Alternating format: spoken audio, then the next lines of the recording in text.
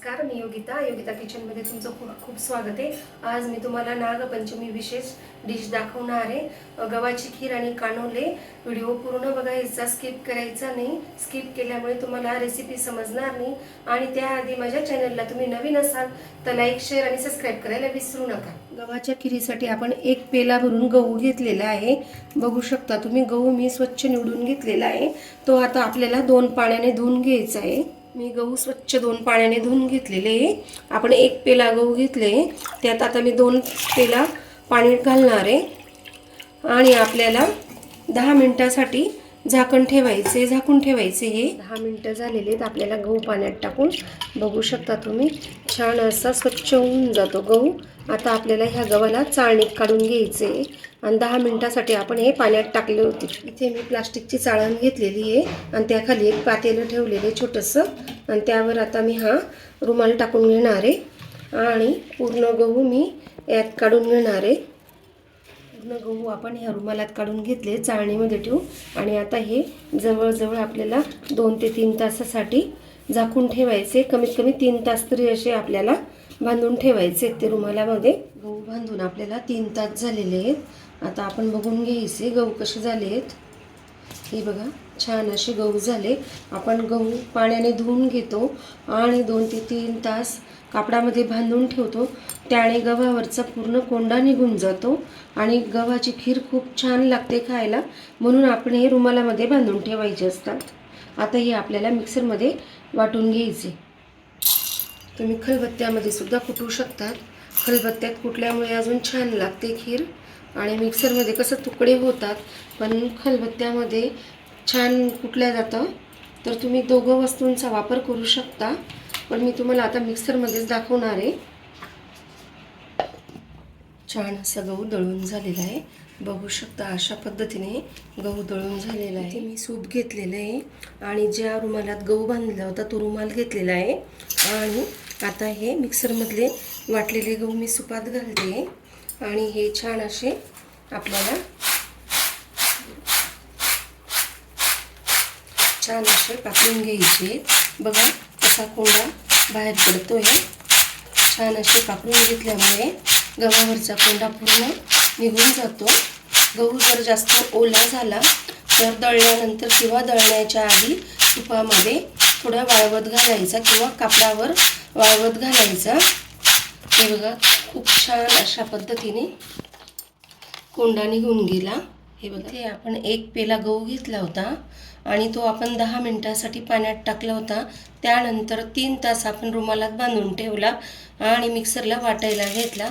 बघू शकता, एक पेला भरून आणि पुन्हा अजून यात सुद्धा पाव पेला गहू भिजल्यामुळे फुललेला आहे आणि तो आता कुकरमध्ये पुन्हा फुलेल। बघू शकता तुम्ही, खूप छान असं झालेलं आहे। आणि आता आपल्याला गूळ मोजून घ्यायचा आहे। एक पेला गव्हासाठी 1 पेला गूळ घेतलेला आहे किसून। आपण पेला गव्हासाठी आपल्याला 3 पेले पाणी टाकून घ्यायचे।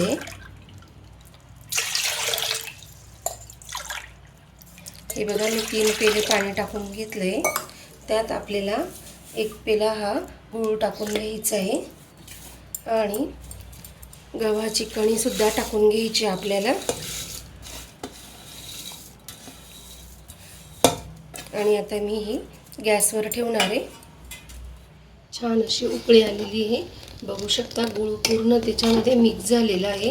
आता आपल्याला कुकरचं झाकण लावून घ्यायचं आहे आणि जवळजवळ 5 ते 6 शिट्ट्या करून घ्यायच्या आहेत। कानोल्यांसाठी मी 1 वाटी गव्हाचं पीठ घेतलं आहे। यात 2 जणांचे कानोले तयार होतात एका वाटीमध्ये। त्यात चवीपुरता मीठ घालते आणि त्यात आपल्याला थोडंसं तेल घालून घ्यायचं आहे। अगदी थोडंसं घालायचं आहे आणि छान असं एकजीव करून घ्यायचं आहे। हे पीठ मळताना पातळ होणार नाही याची काळजी घ्यायची आहे। हे पीठ थोडंसं घट्टसर ठेवायचं असतं। लागता पाणी लावायचं आहे, म्हणजे कानोले बारीक लाटायला सोपे पडतात। छान असा गोळा तयार झाला, बघू शकता, बिलकुल नरम नाही जास्त। अशा पद्धतीने गोळा तयार करायचा आणि छान असा तेलामध्ये मळून घ्यायचा। पुन्हा साधारण एवढा गोळा घ्यायचा आपल्याला आणि छान असा हातावर मळून घ्यायचा आहे। आणि मी याला पीठ लावून घेणार आहे. आणि आता आपल्याला कानोलं लाटायला घ्यायचे.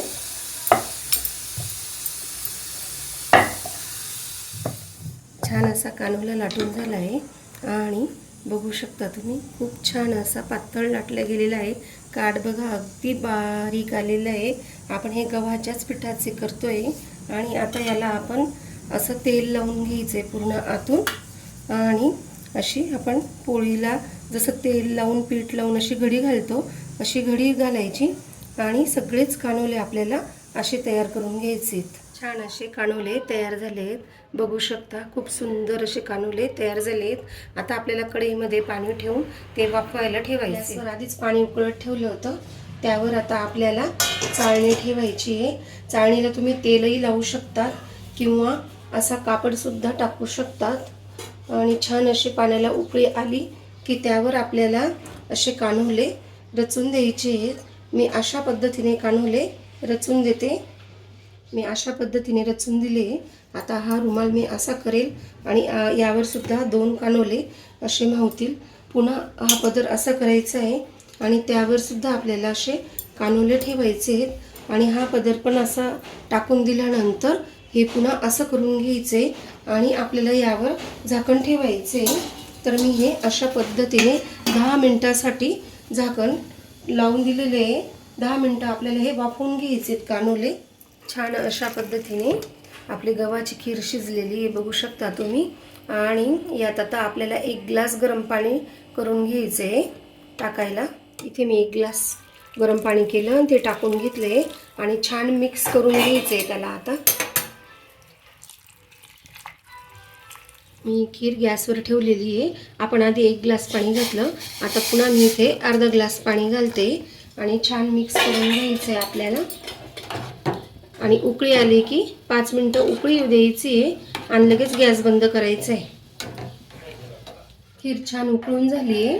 यात आता आपल्याला दूध घालायचे पण त्याआधी दूध आपण गरम करून आणि थंड करून घ्यायचे आणि मगच आपल्याला खीरीत दूध घालायचे. हे बघू शकता तुम्ही, नाहीतर दूध फाटण्याची शक्यता असते. आणि हे छान हळूहळू असं मिक्स करून घ्यायचे. छान अशी खीर तयार झाली आपली बघू शकता. जास्त दुधाचा वापर करायचा नाही आहे, त्यामुळे खिरीची चव जाते. प्रमाणातच दूध घालायचे. आपण 1 कप गव्हाला 1 कपच दूध घातलेले आहे बघू शकता तुम्ही.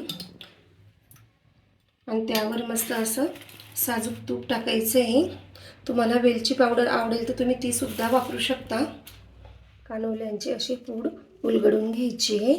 हे बघा छान अशी पोळी तयार झाली आणि त्याचे असे 4 भाग करून घ्यायचे आहेत बघू शकता तुम्ही. छान असे 4 भाग होतील त्याचे. आणि वाढताना अशाच पद्धतीने मोकळं करून ताटात वाढायचे. डायरेक्ट असं वाढायचं नाही आहे, एक एक पदर मोकळा करून वाढायचं आहे. आणि कानोले आणि गव्हाच्या खिरेची रेसिपी आवडल्यास लाईक करा, शेअर करा, सबस्क्राईब करा आणि तुम्हा सगळ्यांना थँक्यू.